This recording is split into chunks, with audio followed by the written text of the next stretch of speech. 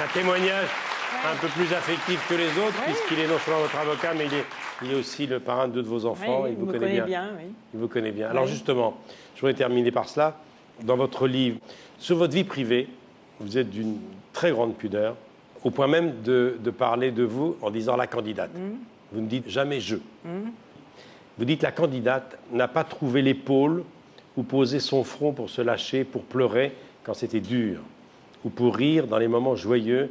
Alors elle n'a pas pleuré et elle a tenu. C'était sans doute le plus difficile, ça. Oui, c'était dur, et en même temps... Surtout quand on a un meeting qui vous attend, et une réunion avant et après. Oui, bon, et en même temps, je pense que hélas, des milliers d'hommes et de femmes connaissent cette souffrance que je ne souhaite à personne. Hein. C'est vrai que être trompé et en même temps, quand ça dure pendant une période comme celle-là, c'est extrêmement difficile. J'ai pris sur moi parce que d'abord, je voulais en protéger mes enfants. Je voulais en protéger les Français.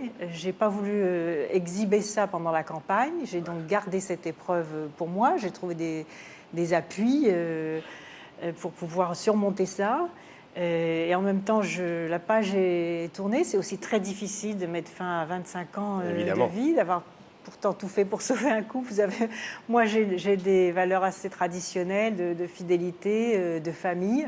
Et puis à un moment, quand on ne partage plus la même conception de la fidélité et de la famille, il faut aussi se sauver au sens de garder son intégrité et regarder vers l'avenir sans rancune. Et je souhaite à François d'être très heureux avec sa nouvelle femme. Mais en même temps, je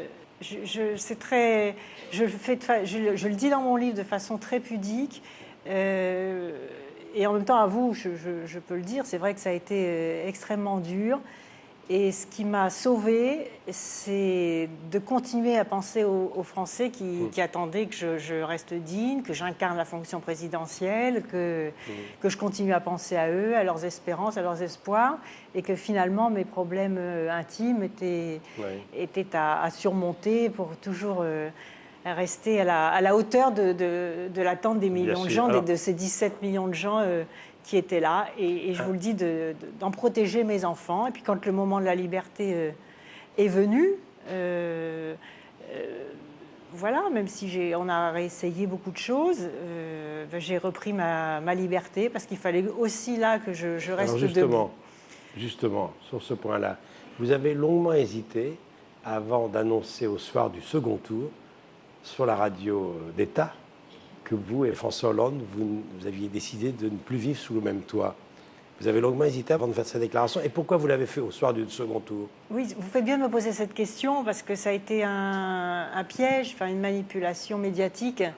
C'est une dépêche AFP. Non, c'est une dépêche AFP qui est sortie. J'ai au téléphone le directeur de l'AFP. Je lui ai dit, attendez, on est en soirée électorale, vous n'avez pas le droit de... Ça ne devait pas sortir à ce moment-là? Non, bien sûr que non. C'était un coup médiatique de l'AFP. Je leur en ai beaucoup voulu parce qu'il y a eu un mélange des genres, alors que je m'en suis toujours gardée entre le résultat politique et cet épisode personnel. Puis ça a dû compliquer vos problèmes personnels en plus. Oui, en même temps, bon, les enfants étaient au courant, les choses étaient connues. Moi, je voulais que la vérité soit là. Parce que c'est pas grave de changer de vie, c'est toujours douloureux, parce que dans un couple, il y en a toujours un qui change de vie, l'autre qui subit, ce qui est insupportable pour moi. De toute façon, c'est des situations de bigamie qui continuent, ça, je ne veux pas de ça. Et en même temps, c'est légitime aussi que quelqu'un tombe amoureux d'un autre, fasse une vie, mais ce qui est, je crois, horrible pour tous ceux qui l'ont connu, c'est le manque de vérité et c'est le mensonge, parce que là, on ne peut plus rien négocier entre adultes, le sol se dérobe sous vos pieds. Vous savez et vous voyez, c'est la première fois que j'en parle aussi librement. Oui, absolument. Ça veut dire que j'ai assumé, ça y est, j'ai assumé, je suis libérée de ça, je n'ai aucune rancœur, aucune rancune. Mes enfants sont debout, je suis debout, François est debout, je le souhaite d'être heureux. Ça arrive et c'est la première fois, Michel Drucker, que j'en parle aussi librement parce que j'ai eu beaucoup de mal à le dire dans mon livre. J'avais pas encore assumé ça et aujourd'hui, ça y est, c'est cicatrisé. Voilà. Je vous remercie infiniment et je vais terminer la première partie de ce Vivement Dimanche, car on va vous retrouver tout à l'heure, par une des dernières phrases de votre livre, « Dieu que j'ai aimé cette campagne ».